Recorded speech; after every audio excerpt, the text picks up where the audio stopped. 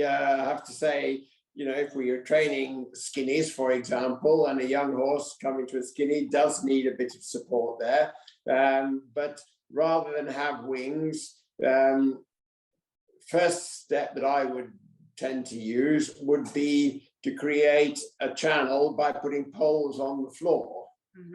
To help the rider and the horse to keep that straightness, rather than propping them up on the side of the fence and creating, just have them delineating the line, the corridor on the floor. Because my way of doing it is having the skinnies really small, and I don't care if they walk over the fence and knock it down, but I want them to feel between their legs that tube, that channel, yes, at the last second.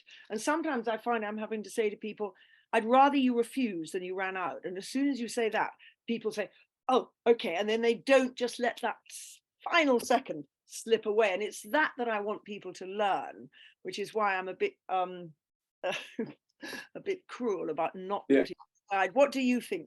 And if they just jump in again, just because the thing that I wanted to say has suddenly come back to me, and that is my expression is be aware of the distance, don't look for the distance. And so by looking through the flags to a point behind, as you do that, you're aware of how close or far away or whatever you are, but you're focused on the priority, which is the balance, the straightness, the impulsion, and you're aware of how close you are or away from it or whatever, but you're not looking for it. Yeah, no, that's a lovely way.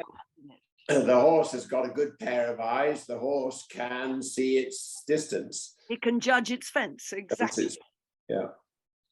Dickie, you had something you wanted to say. No, I was just really echoing.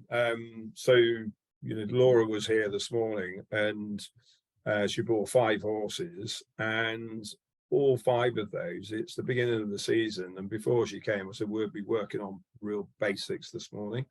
And for every skinny that I had this morning, I had the rails that you were talking about, Lucinda. And for those who are listening in, what I've done is I bought 16-foot half fence rails. So it's like a half a show jumping pole, and they're just perfect.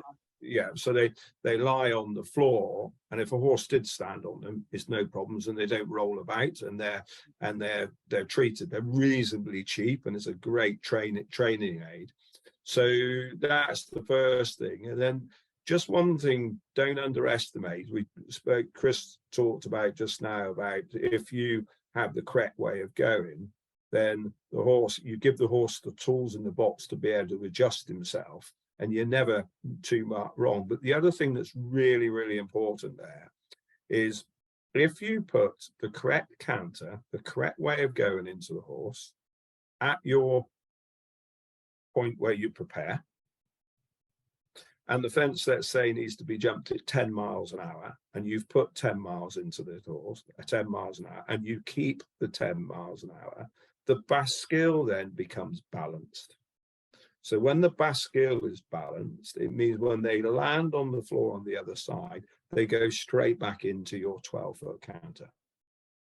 And that is hugely important, because when the horse then starts to get balanced in the bascule or balanced in the strides to the fence, the bascule's in balance, the landing's balanced, and the getaway's balanced, and the horses then become creatures of habit. And there's nothing better than coming down to a big fence and feeling you can put your legs on and the horse does not run through the distance. It's a great feeling. Yeah, love that. We've really covered so much of the things I wanted to ask without having to ask them. The rider position, the balance, why it's so important. The foundation obstacles, the banks, the ditches, the water, the 3 things that you can't do in the arena, but you can make a jolly good go of it with all the rain we have, and get a lot of puddles, and you can put jumps in and out of those puddles on the track. You don't have to go to that cross-country course. It's a little tricky with the ditches, and plastic, whilst it causes horrors to horses, is not really quite the same as a ditch. And banks, Dickie, you've got some banks around the edge of your arena, so you can climb up and down those, but it is quite necessary to get some those foundations into them. And the technical fences, as you've both discussed, you can do an awful lot at home. One question, and probably the last question that I want to ask you, although there's 100 more in my mind, is what about speed? Do you feel there's anything that you have to do to train to get inside the time on really even the novice time is hard enough to get? What I would say in respect of getting the time, it's not just about speed, although that is something which riders have to become comfortable at a higher tempo, as it were. So when they're working in a small arena, it's difficult to achieve a tempo higher than about 350 meters per minute or something like that. But if you want to be traveling at 500, even up to 600 or 700 meters per minute, then you need the space. And riders do have to, over time, become comfortable at that speed and recognize what speed they're going at, in order that they can then, at the preparation point for the various questions on the course, achieve the right preparation for that fence, the right speed for that fence. And speed is therefore related to riding. It's not just about switching the motor on and off, it's mostly about changing gears, and we talked about that earlier on in the conversation. So one thing that I actually often hark back to in the day of the old format, sadly we've lost the steeplechase and roads and tracks. I used to enjoy that aspect of eventing so much. And for me, it was a shame that we didn't retain an element of that in the first, the 1-star, 2-star, maybe even up to 3-star, but certainly up to 2-star, jumping 4 or 5 chase fences at a higher tempo in a rhythm was a very good education for both horse and rider. And sadly, I don't think I see the clock going back, but it's still, if it's a trade we can do at home or locally, then that must be a good thing to do. And if necessary, build yourself a few triple bars if you have a field and some fences, and use the triple bars to jump at a faster speed, because you're so right about the steeplechase. And I think that's one of the things missing from the safety of eventing, because we learnt, and I remember going to Larkhill point-to-point course with Major Firth, who knew about riding point-to-points. We learnt to jump at speed over frangible fences, because a brush steeplechase fence is pretty frangible. But they never get the opportunity to do that now. And I think that, yeah, it's a really good point. I mean, the other thing you can do is to get used to speed is to mark out an area and know what speeds you're traveling, how many seconds you've got to go between one mark and the other. And quite typically you can do it at 520, 550, 570 meters per minute. But bear in mind, when you are going around a cross-country course, you've got it's the deceleration and the acceleration aid would tell the horse breaks the rhythm.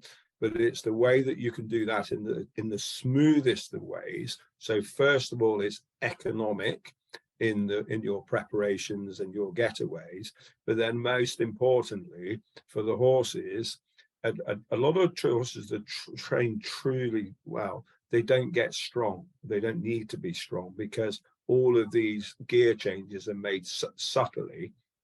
And then on a long course, especially when you get to somewhere like, let's say, Badminton or Burley, the less preparation and the smoother you can make everything, the less it takes out of the horse.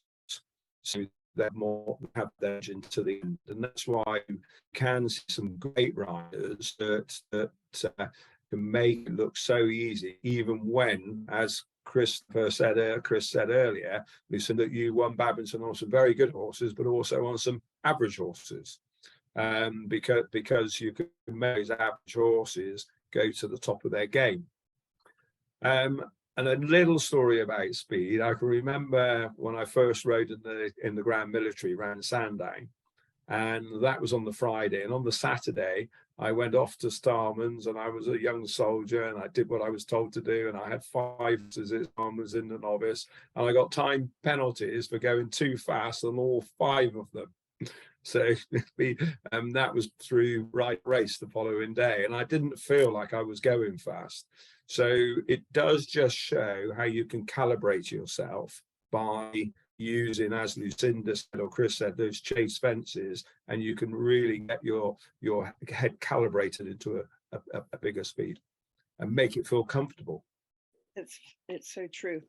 And one other point you mentioned about there are a lot of riders who on the cross country or in eventing get frustrated because they're always getting time penalties, and they think they have to ride outside their comfort zone really fast somehow to be able to attain the time. But I can tell you a story back to it was Europeans, Blenheim 2003 it was, I think, yeah. And Henrik Remaike was at the time, he went on to win the gold medal in Hong Kong, and I was training him at the time. And he was frustrated that he was 30 seconds over the time. And I said, okay, 30 seconds, how many fences on the course? Let's say there are 30 fences on the course. That's 1 second per fence. Well, 1 second is 2 strides. So you just need to save 2 strides per fence to achieve the time. And when you break it down in that way, looking at a cross-country course, you can see where did your track take you 50 meters further than somebody else? Where was your preparation point? Was it closer to the fence or further away? That makes a difference. So it is, without going, in inverted commas, riskily fast or dangerously fast on your horse, you can actually get much closer to the time by thinking of it in terms of each second is 2 strides. It's a beautiful way. And I remember when this amazing training of Romiko was going on, that you said you just cut the time down a little bit each year until he got to the Olympic Games, and he was then ready to go on the 0. And I love the fact that you took that time, and you said the same about Sandra Oforth's horse that won the World Championships and beat Mickey Young. You said the same, that at 7 he was on his forehand and not really job at all. And it took you a long time to train the 2 of them to get to where they got in the end. And I think he might have been 11 when he won the World Championships. But I love the fact that you've been with these horses from the beginning and these riders and helped them find the strengths that they needed to develop. And that is what it's all about. And those of you watching this amazing 2 people telling us their wisdom will be thinking, how am I ever going to remember all this? How am I ever going to be able to get all this wisdom into my riding? And I feel this so much too, because although many years ago, both Dickie and Chris discussed things with me giving them some answers, the whole thing's gone full circle now. They've developed such wisdom that I come running to them now and they give me advice. And it's absolutely wonderful and so typical of the sport that is the way this circle goes. And what we have done with Rachel and our academy is we've produced, for kicking off the season, the Lucinda Green cross-country course, which has 4 modules and comes out 1 module each week. And I'd like to think that with a lot of different videos involved in each module, it encapsulates a tremendous amount of what the 3 of us so wholeheartedly believe is the necessary way to develop the trust, because trust is the bottom line from our horse. And I look at it as a triangle, that the horse has got to learn to trust us. He will then trust himself, and we will be able to trust him. So it's a 3-way thing, and it's so vital. And I hope that this cross-country course that we're putting out will bring all these things that you've learnt tonight together, and you'll be able to find a way to have it help you by watching these videos and listening to, I'm afraid it's only me, it's not Chris and Dickie.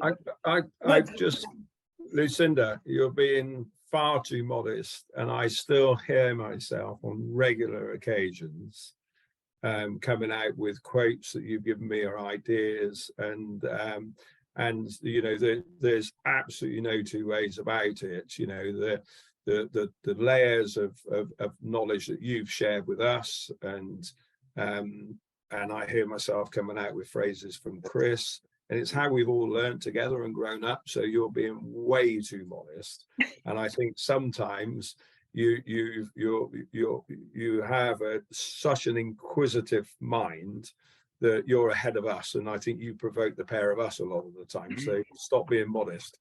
Well, I think that's incredibly noble of you both to say that, but I am really such a believer in the two of you, and just love our discussions that we're lucky enough to have at events, and here we are on a Zoom. So many thanks to you both for setting aside an hour to do this. For any of you that are interested in this cross-country course, there is a link that Rachel, the techo of us all, will put in the chat, and she will also send it in an email so that you know how to get hold of this course. She has all your emails. There's so much here that I've written down. Attitude determines your altitude, I think, is the most wonderful phrase. Empower the athlete. Enough technical skills to get the job done. You don't have to have all this flash, because this flash can often go lame. Just enough technical skills to get the job done. What else have I got? Training is all about, and I love this because it comes down to it every time, and Ingrid on our masterclass said the same thing. If you miss out a stage, it will come and bite you in the tail. You will have to go back.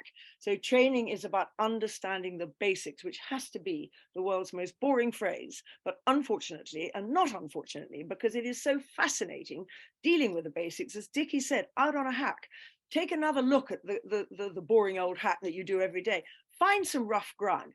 Find something that you can teach your horse a bit of hand-eye coordination, because that's what he's going to have to do when he's galloping across country in a few months or years' time. So get him up and down and in and out, get those ligaments and tendons stretching. It all can be done at walk on a long rein, and he's got to use his head and neck, and you've got to learn to balance yourself without holding on to the handlebars. You've got to understand how much a horse needs to look with his head and neck, as well as use it for balance. And there's so much the two of you can learn just by having another look at the hack that you've done every day for 10 years. Oh my goodness, there's so much here that I can actually make use of. So look for the cart tracks that are deep, and they are deep at the moment because we're in winter, and walk across them and stumble in and out of them. Let them learn where to put their feet, because fundamentally this is giving them the chance to think for themselves. And I know that that is something that both of you feel very strongly about. And I put it in such a way that I feel if you are going to dominate your horse, it is the equivalent to taking off your safety belt and throwing it in the bushes, because your safety belt is the horse's initiative. And I'm going to leave you two in the hopes that you agree with that. Lucy, go on, Chris. I absolutely agree with that, Lucinda. I absolutely agree with it. I mean, one thing that within your all this conversation we've had this evening, and just this last bit that you were talking about, that came through to me was we've got to be a little bit careful as trainers not to, in effect, say or put it across in such a way to the riders that they must not make a mistake. I always say at the end of the day, if you try to avoid a mistake, you create a mistake. And so what we've got to do all the time is have that positivity, that belief, yes, we can, and cope with the things that don't work perfectly, you know. And one of the most important aspects of cross-country riding, which you, I know, have, and I've pinched from you in my training to riders and so on, but that ability to come and be on an imperfect situation or an imperfect stride, and to be able to slip the rein and survive. And I remember going back to my time with the Team Germany, and as you know well, Germans would tend to be very precise and correct, and everything has to be perfect. And I know that I used to battle with the trainers a bit over there, because they would see me cheering and clapping and applauding when a rider missed completely, but missed in a perfect way, and allowed their horse to get out of trouble, and they survived. They didn't at that point in time ride negatively. So to me, making a mistake, or whatever, the horse making a mistake and the rider giving the horse the space to recover from that is so important. So yeah, the more mistakes you make, the more you learn, in effect. Yeah. Dickie, you wanted to have one last word. No, I was just saying the other thing is it's really important when someone gives a really good crack, as Chris was saying there, and they do make a mistake, you mustn't berate them. You pat them on the back and for giving it a go, because if you berate them, then the next time they're not going to take that risk again. And at the end of the day, it's calculated risk that win medals. Love it. So I'm so appreciative. You have no idea how much I appreciate what we've enjoyed for these last 60 minutes. And I'm going to let you both go, and everybody that's watching, if you have any questions that you want to ask Rachel and I about the cross-country course that will be, well, is on the market right now, then we'll hang around and answer them. But I want to let you both go because I did promise, yes, that it wouldn't be longer than an hour. Dickie. Thank you very much, and thanks, Lucinda, and thank you for everything you've done for me over the years. And I meant what I said earlier about that sharing and the lot of, I hear myself, your words coming out of my mouth on a regular basis. Thank you. Yeah, and I'd endorse that, and I'm looking forward to bumping into you again somewhere out there in the real world, out in a wet field with snow coming horizontally across the the track at Lincoln or somewhere like that. So looking forward to that. We will see you in the snow. Bless you both. Thank you so much. Bye bye. Bye bye. Bye bye.